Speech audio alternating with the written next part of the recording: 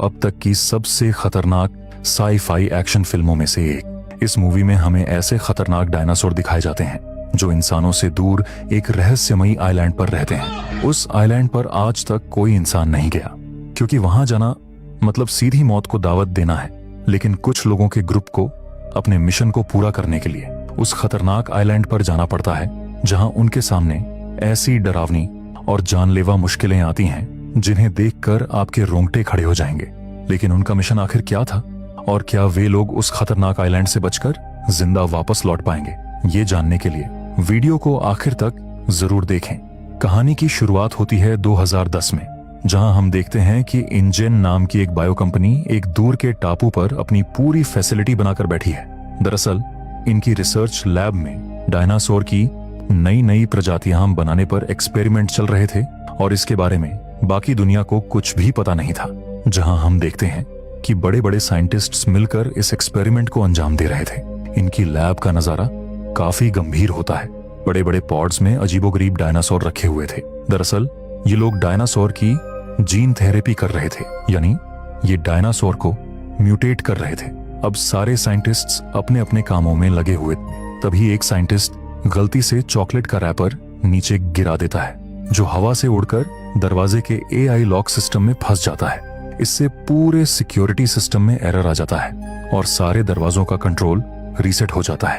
अब कुछ साइंटिस्ट्स अपनी लैब में टी-रेक्स डायनासोर पर एक्सपेरिमेंट कर रहे थे, लेकिन अब दरवाजों पर कोई कंट्रोल नहीं था। इसलिए चालू एक्सपेरिमेंट को छोड़कर वे सारे साइंटिस्ट्स भागकर बाहर आ जाते हैं, मगर उस डायनासोर के बाहर आने का खतरा बना रहता है। इसीलिए एक लेडी साइंटिस्ट हिम्मत दिखाकर आगे बढ़ती है और मैनुअली लैब के दरवाजे को बंद कर देती है। लेकिन तभी वह देखती है कि एक साइंटिस्ट अंदर ही फंस चुका था। वह उसे तुरंत बाहर निकालने के लिए कहता है, लेकिन वह लेडी साइंटिस्ट अचानक रुक जाती है। उसने कुछ ऐसा देख लिया था कि उसकी आंखें फटी की फटी रह जाती हैं। दरअसल उस लैब में मौजूद वह म्यूटेटेड डायनासोर अब जाग चुका था, और वह विशाल डायनासोर एक ही झटके में उस आदमी को निगल जाता है। तो यहीं से कहानी आगे बढ़कर 2027 में आती है, जहां डायनासोर को धरती पर आए 32 साल हो चुके थे। लेकिन डायनासोर को देखना अब इतनी बड़ी बात नहीं थी।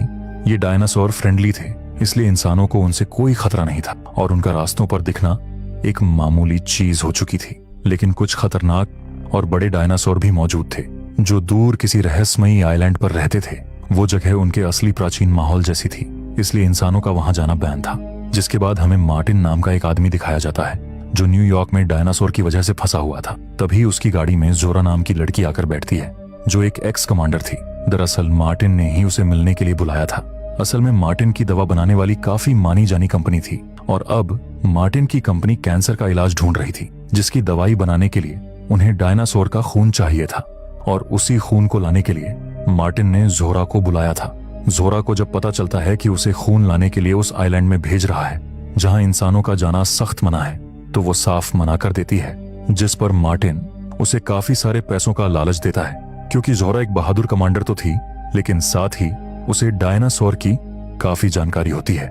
मार्टिन कहता है कि तुम अकेली नहीं हो, तुम्हारे साथ होशियार लोगों की पूरी टीम होगी, बल्कि मैं भी इस मिशन में शामिल होने वाला हूँ। अब मोटी रकम को सुनकर जोरा भी इस मिशन के लिए मान जाती है। इसके बाद मार्टिन उसे लेकर डायनासोर के म्यूजियम जाते हैं, जहां उन्हें पता चलता है कि डायनासोर की प्रदर्शनी कम हो जाने की वजह से म्यूजियम को बंद किया जा रहा था, क्योंकि लोगों में डायनासोर के लिए पहले की तरह वो उत्साह बचा ही नहीं था।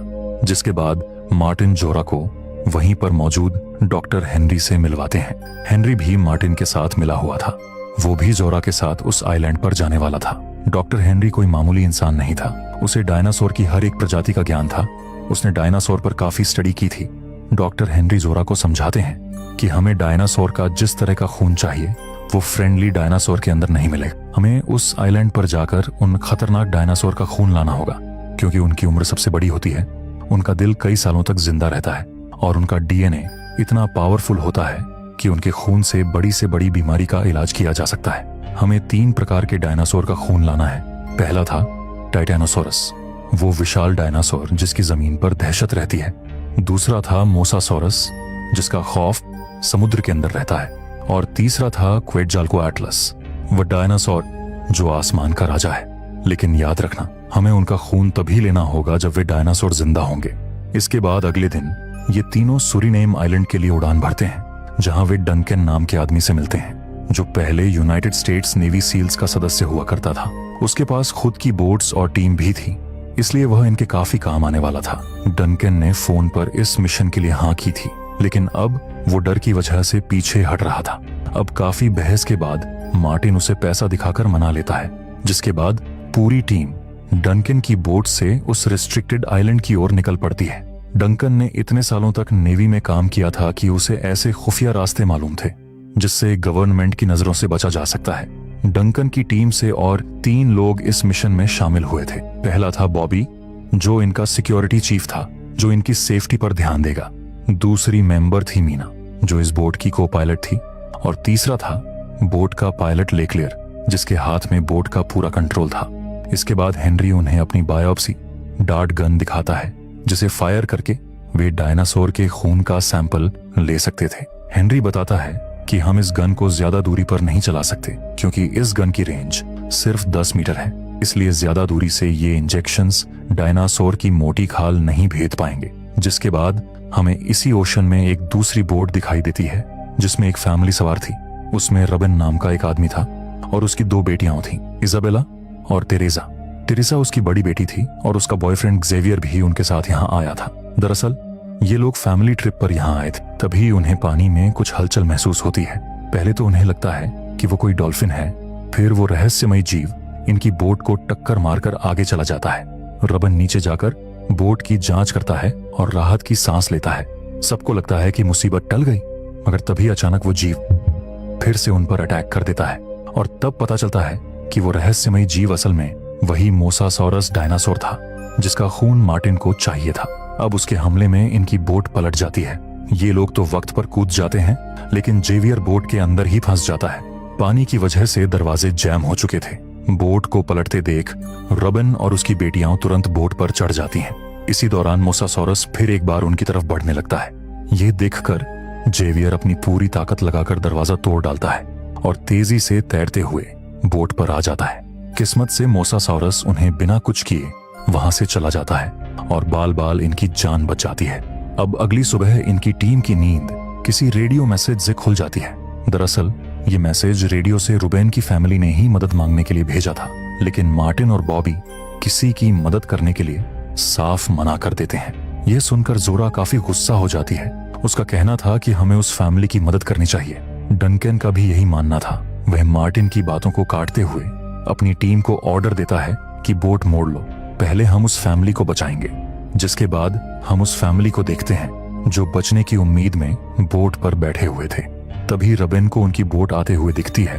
वो जल्दी से फ्लेयर गन निकालकर हवा में फायर करता है। उनकी लोकेशन पता चलते ही ये लोग तुरंत उन्हें रेस्क्यू करते हैं। डंकन के पूछने पर रबिन उन्हें बताता है कि छुट्टियां मनाने के लिए वे यहाँ आए थे, लेकिन उनकी नाव पर किसी डायनासोर ने हमला कर दिया और उनकी नाव पलट गई। जिस पर डंकन कहता है कि यह कोई घूमने की जगह नहीं है कि तुम अपने बच्चों को लेकर यहाँ आ गए। जिस पर रबिन पूछता है कि यहाँ इतना खतरा है तो तुम लोग क्यों यहाँ आए हो, लेकिन कोई भी मेंबर अपने मिशन के बारे में उन्हें पता नहीं चलने देता। तभी इनके रडार पर कुछ डिटेक्ट होता है और इमरजेंसी अलार्म बज उठता है। वे लोग जब बाहर की ओर देखते हैं तो उन्हें वही मोसासॉरस दिखता है जिसकी उन्हें तलाश थी। इतने विशाल डायनासोर को देखकर सब शॉक रह जाते हैं। जोरा बायोप्सी डार्ट गन के साथ तुरंत अपनी पोजीशन लेती है। हेनरी भी पीछे से आकर उसे डेक से बांध देता है। मोसासॉरस की रफ्तार काफी तेज थी, इसलिए डंकन भी बोट को भगाने लगता है। उसकी उछल कूद की वजह से जोरा का निशाना चूक जाता है और वो बोट से लटक जाती है। जिस दौरान मोसासॉरस अपना विशाल जबड़ा खोलकर उस पर अटैक करने की कोशिश करता है, लेकिन हेनरी वक्त पर उसे ऊपर खींचकर उसकी जान बचा लेता है। मगर इस बार जोरा सटीक निशाना लगा देती है। डार्ट इंजेक्शन अपना काम करता है। वह डायनासोर के खून का सैंपल लेकर ऊपर की ओर इजेक्ट होता है। उसमें एक मिनी पैराशूट का मैकेनिज्म भी था। पैराशूट की वजह से डार्ट हवा में तैरते हुए धीरे धीरे नीचे आता है, जिसे हेनरी पकड़ लेता है। अब इन्होंने अपना पहला पड़ाव पार कर लिया था, जिस वजह से सारे टीम मेंबर्स काफी खुश होते हैं। मगर उनकी खुशी जल्द ही डर में बदल जाती है जब वे देखते हैं कि मोसासॉरस इनकी ओर वापस आ रहा है और अकेला नहीं, इस बार स्पिनोसॉरस प्रजाति के डायनासोर भी उसके साथ थे। स्पिनोसॉरस को देखकर हेनरी काफी डर जाता है। वह चिल्लाकर सबको चेतावनी देता है कि यह स्पाइनोसॉरस एक खतरनाक प्रजाति है जो हमेशा झुंड में हमला करती है। फिर इनका सिक्योरिटी चीफ यानी बॉबी गन लेकर बाहर जाता है और उन डायनासोर के ऊपर फायर करने लगता है, लेकिन उसकी एक भी गोली डायनासोर का कुछ उखाड़ नहीं पाती। तभी पीछे से एक स्पाइनोसॉरस आता है और उसे अपने जबड़े में जकड़कर पानी में ले जाता है। तभी मोसासॉरस उनकी बोट के पास एक बड़ी छलांग लगाता है। बोट के हिलने से को पायलट मीना अनबैलेंस होकर गिरने लगती है, जिस दौरान एक स्पिनोसॉरस उस पर हमला करने की कोशिश करता है, लेकिन वह खुद को संभालकर फिर से ऊपर चढ़ जाती है। दूसरी तरफ रुबन की छोटी बेटी इजाबेला फिसलकर रेलिंग से बाहर गिरने वाली होती है, लेकिन रुबन वक्त पर आकर उसे स्पिनोसॉरस का शिकार होने से बचा लेता है। डंकन अपनी बोट को स्टेबल करता है और मोसासॉरस के हमले से बचने के लिए बोट को तेजी से चट्टानों की तरफ भगाने लगता है। उसका मानना था कि वहां पानी का स्तर कम होगा, यानी पानी की गहराई कम होगी, जहां इतना बड़ा मोसासॉरस बिल्कुल भी नहीं आ सकता। लेकिन इसमें उनकी बोट चट्टानों से टकरा सकती थी, इसलिए जोहरा और हेनरी पानी में कूदने की तैयारी करने लगते हैं। तभी रूबन अपनी बड़ी बेटी टेरेसा से रेडियो पर मदद मांगने के लिए कहता है। टेरेसा ऐसा ही करने जाती है, लेकिन तभी मार्टिन उसे रोकता है, क्योंकि वह नहीं चाहता था कि गवर्नमेंट को इस बारे में कुछ पता चले, नहीं तो उसका पूरा प्लान मिट्टी में मिल जाता। अब इसी मुठभेड़ में टेरेसा फिसलकर बोट के किनारे लटक जाती है, जहां मार्टिन जानबूझकर उसकी मदद नहीं करता और वो पानी में गिर जाती है। फ्रेंड को पानी में गिरता देख एक्सवेर एक रेस्क्यू कैन लेकर पानी में कूद पड़ता है। अब रूबन को लग रहा था कि बोट आगे जाकर चट्टान से टकराएगी, इसलिए वह अपनी छोटी बेटी के साथ पानी में छलांग लगा देता है।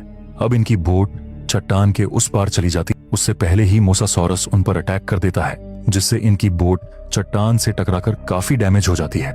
इससे इनका साथी लेक्लर्क इंजन रूम में फंस जाता है।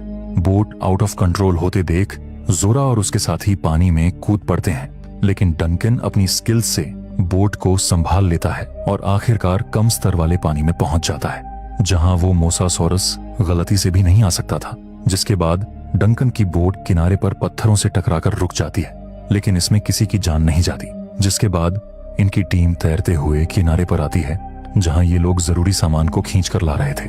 मीना भी उस सामान को धकेलने की कोशिश कर रही थी, मगर इसी दौरान पीछे से स्पाइनोसॉरस आकर उसे दबोच कर ले जाता है और वहां खड़े उसके साथी चाहकर भी कुछ नहीं कर पाते। अपने टीम के 2 लोगों को खोकर ये लोग काफी उदास हो चुके थे। फिर मार्टिन कहता है कि असली खतरा तो इस आइलैंड पर है, क्योंकि यहाँ पर मौजूद सारे डायनासोर म्यूटेटेड हैं। दरअसल ये वही आइलैंड है जिसे हमने मूवी की शुरुआत में देखा था, जहां इंजन कंपनी की गलती की वजह से सारे म्यूटेटेड डायनासोर बाहर निकल चुके थे और अब इस आइलैंड पर सिर्फ म्यूटेटेड डायनासोर्स का राज था। इसके बाद जोरा आइलैंड की सिक्योरिटी फेंस को काट देती है और सारे लोग आगे बढ़ने लगते हैं।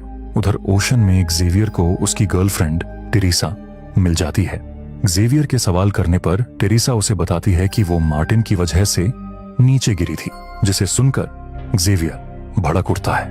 कुछ देर बाद उन्हें रब्बन और इजाबेला भी मिल जाती हैं। एक दूसरे से मिलकर वे लोग काफी खुश होते हैं। जिसके बाद ये सभी गुफा के रास्ते से होते हुए आइलैंड की ओर बढ़ने लगते हैं। रब्बन का मानना था कि आइलैंड पर जरूर कोई गांव होगा जहां से इन्हें मदद मिल सकती है। वहीं दूसरी तरफ उनकी टीम लगातार आगे बढ़ रही थी। सबको फिक्र हो रही थी कि अगर ये लोग यहीं फंसे रहे तो इनकी मदद कौन करेगा। जिस पर जोरा कहती है कि इसका इंतजाम मैंने पहले ही कर दिया था। वो कहती है कि मैंने एक सीक्रेट रेस्क्यू टीम हायर की है।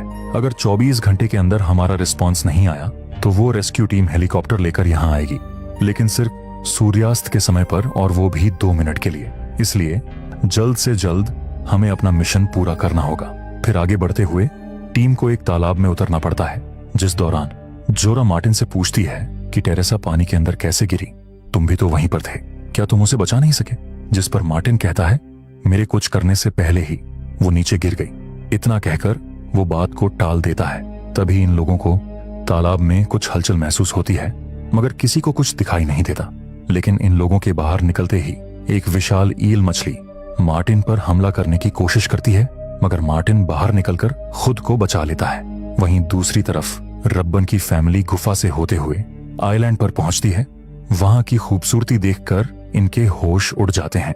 साथ ही उन्हें वहां पर इंजन कंपनी की पाइपलाइंस भी मिलती हैं, लेकिन इन्हें इस कंपनी के बारे में कुछ पता नहीं था, क्योंकि आम लोगों से छुपाकर इस कंपनी को आइलैंड पर चलाया जा रहा था। रब्बन को लगता है कि ये पाइपलाइंस आइलैंड पर बने गांव की ओर जा रही होंगी, इसलिए ये लोग बिना ज्यादा सोचे आगे बढ़ते हैं। तभी इजाबेला को पौधे के पीछे एक छोटा डायनासोर मिलता है, जिसे देखकर इजाबेला काफी डर जाती है।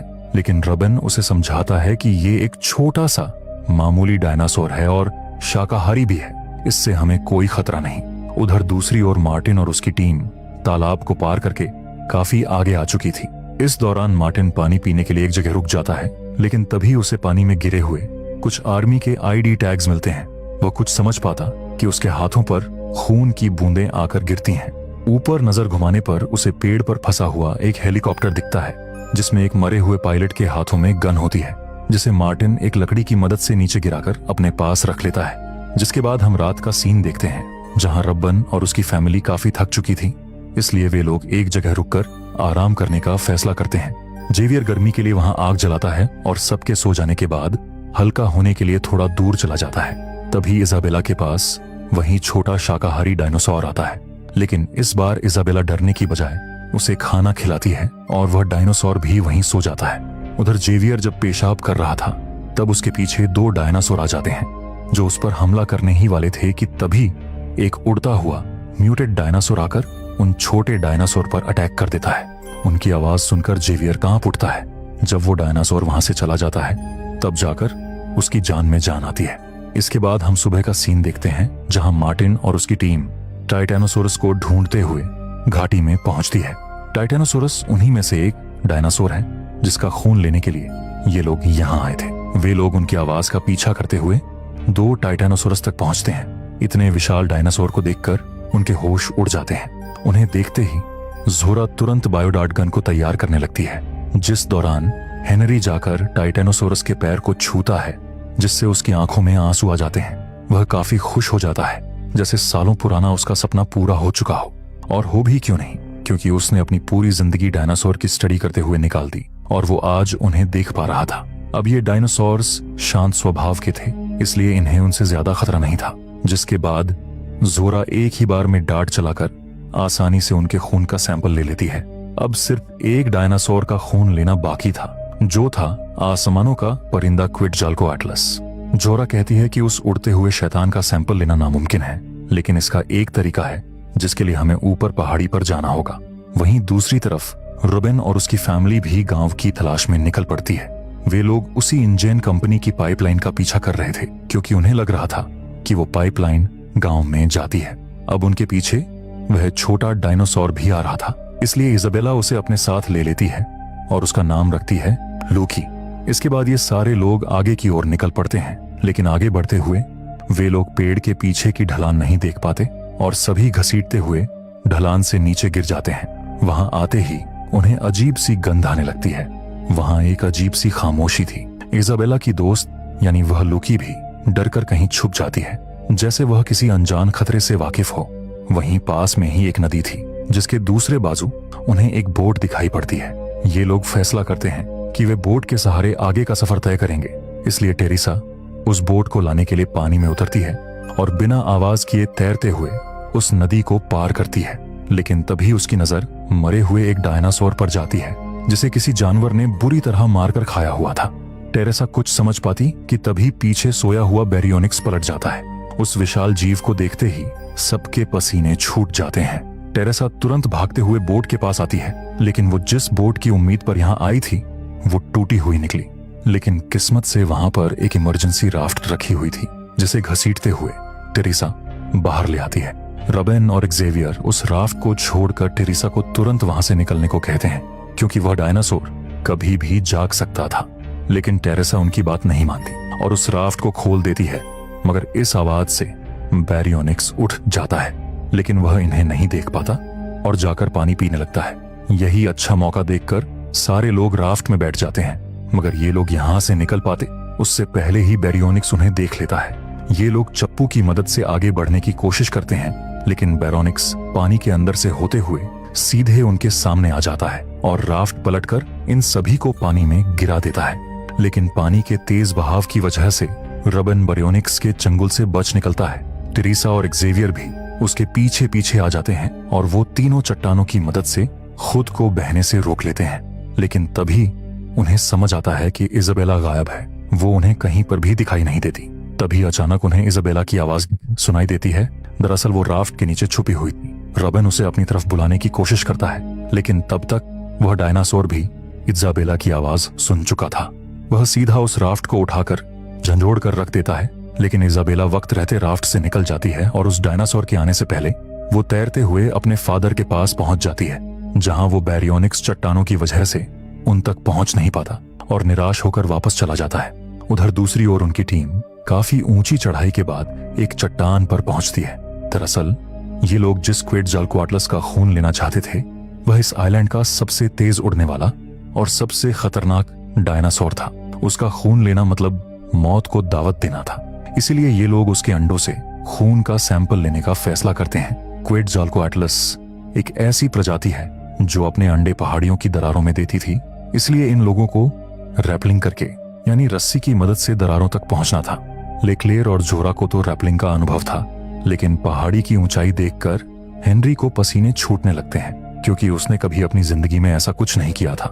लेकिन डंकन और जोरा उसे हौसला देते हैं। इसके बाद हेनरी हिम्मत करते हुए नीचे जाने लगता है, जहां जोरा हंसी मजाक करके उसे शांत करने की कोशिश करती है। ऊपर पहाड़ी पर डंकन और मार्टिन रस्सियों को संभाल रहे थे, लेकिन तभी एक नन्हा सा डायनासोर डंकन का ध्यान अपनी ओर खींच लेता है। उस डायनासोर के चक्कर में उसे वहां कुछ सीढ़ियां दिखती हैं जो नीचे की ओर जा रही थीं, जिससे वह समझ जाता है कि यह जगह पहले कभी प्राचीन मंदिर हुआ करती थी। तभी हेनरी की रस्सी फिसल जाती है। वह तेजी से नीचे की ओर गिरने लगता है, लेकिन डंकन वक्त रहते मामला संभाल लेता है। ये तीनों नीचे उतरते हुए आखिरकार एक गुफा तक पहुंच जाते हैं, लेकिन वहां का नजारा देख ये लोग हैरान हो जाते हैं, क्योंकि ये कोई मामूली गुफा नहीं थी। ये जगह भी उसी प्राचीन मंदिर का एक हिस्सा थी। वहीं बीच में एक घोंसला बना हुआ था, जिसमें क्वेटज़ालकोअट्लस के कई सारे अंडे मौजूद थे। हेनरी तुरंत डार्ट निकालकर अंडे से सैंपल लेने लगता है। वो काफी सावधानी से सैंपल ले रहा था ताकि अंडे में मौजूद बच्चे को कोई हानि न पहुंचे। वहीं गुफा के बाहर लेक्लेयर वापस जाने की तैयारी कर रहा होता है, लेकिन तभी उन अंडों की मां यानी क्वेटज़ालकोअट्लस वहां आ जाती है। लेक्लेयर चिल्लाकर तुरंत इन दोनों को चेतावनी देता है, लेकिन तब तक देर हो चुकी थी।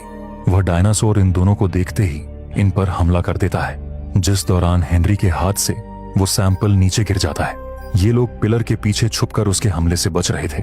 उन दोनों को मुसीबत में देखकर लेक्लेयर एक कुल्हाड़ी उस डायनासोर के सिर पर दे मारता है, जिससे वह डायनासोर उन दोनों को छोड़कर अब उसकी ओर बढ़ने लगता है। अपनी मौत को आते देख लेक्लेयर चिल्लाते हुए उसे ऊपर खींचने के लिए कहता है। डंकन को भी कुछ गड़बड़ लगती है। वह तुरंत मार्टिन के साथ उसे ऊपर खींचने लगता है, मगर वो डायनासोर उसका पीछा नहीं छोड़ता। उसके जाते ही हेनरी तुरंत उस सैंपल को उठा लेता है, लेकिन इसी बीच उस डायनासोर से हेनरी की रस्सी खींच जाती है, जिससे हेनरी पहाड़ी से नीचे गिरने लगता है, जहां ऐसा लग रहा था कि अब उसका खेल खत्म है। लेकिन सही वक्त पर जोरा उसकी रस्सी पकड़कर उसे बचा लेती है। अब वो सैंपल भी हेनरी के थोड़ी दूरी पर आकर गिरता है, जिसे हेनरी लेने की कोशिश करता है, लेकिन जोरा उसे झूलने से मना कर रही, क्योंकि रस्सी कभी भी टूट सकती थी। मगर हेनरी उसकी बात नहीं सुनता और आखिरकार उस सैंपल को उठा लेता है, लेकिन तभी वो रस्सी टूट जाती है और हेनरी जाकर सीधे तालाब के अंदर गिरता है। वहीं ऊपर डंकन और मार्टिन लगातार लेक्लेयर को ऊपर खींच रहे थे, लेकिन उन्हें क्या पता था कि वह जिस लेक्लेयर को खींच रहे थे उसे वह डायनासोर कब का निगल चुका है। यह देखकर उनके पैरों तले जमीन खिसक जाती है। ये दोनों डरकर वहां से भागने लगते हैं, लेकिन वो डायनासोर उनका रास्ता रोककर उन पर हमला करने लगता है। यह देखकर डंकन मार्टिन के साथ सीधे उस प्राचीन मंदिर की सीढ़ियों से नीचे चला जाता है। इसके बाद हम हेनरी को देखते हैं, जो तालाब में गिरकर बच गया था। तभी वहां पर जोरा और वे दोनों भी आ जाते हैं। वह सैंपल भी पैराशूट की वजह से सही सलामत इनके पास पहुंच जाता है। अब इनका मिशन पूरा हो चुका था, जिसके बाद ये लोग यहाँ से निकलने की तैयारी करने लगते हैं। जिसके बाद हम शाम का वक्त देखते हैं, जहाँ रब्बन की फैमिली उन पाइपलाइंस का पीछा करते हुए उस कंपनी के लैब्स तक पहुंच जाते हैं। लेकिन जब इन्हें पता चलता है कि वे पाइपलाइंस सालों पुरानी डिस्ट्रॉयड कंपनी की हैं, तो उनकी बचने की उम्मीद टूट जाती है। वे लोग मदद के लिए जोर जोर से चिल्लाने लगते हैं, यह सोचकर कि कहीं से उम्मीद की किरण दिख जाए। वहीं लैब्स के दूसरी तरफ हम मार्टिन की टीम को देखते हैं, जो रेस्क्यू टीम के आने का इंतजार कर रही थी। लेकिन तभी जोरा को किसी इंसान के पैरों के निशान मिलते हैं। वो समझ जाती है कि जरूर यहाँ आसपास रबेन की फैमिली मौजूद होगी, और थोड़ी ही देर में उनकी मुलाकात हो जाती है।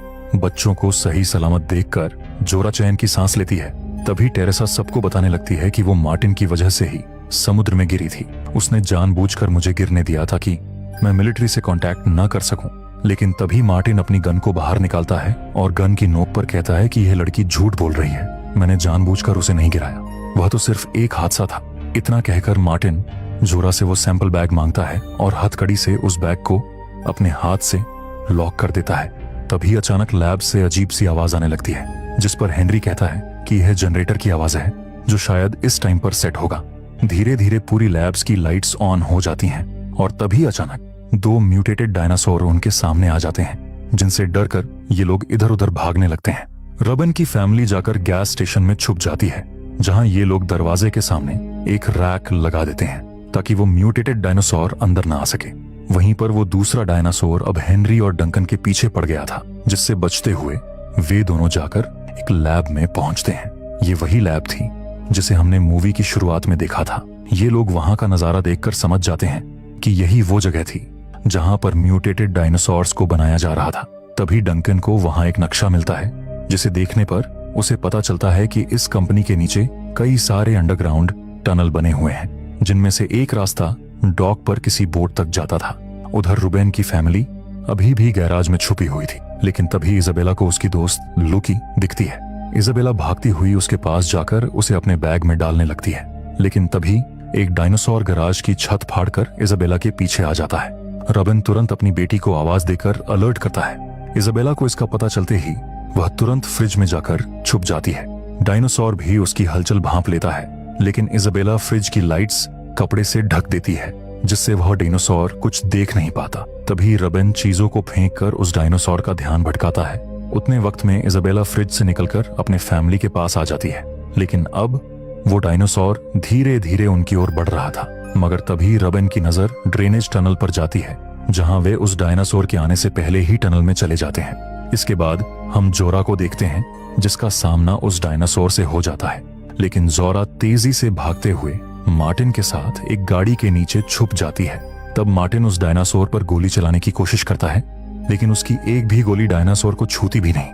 उल्टा वह डायनासोर उसे बाहर खींचकर पटक देता है। तभी वो रेस्क्यू टीम हेलीकॉप्टर लेकर वहां पहुंच जाती है।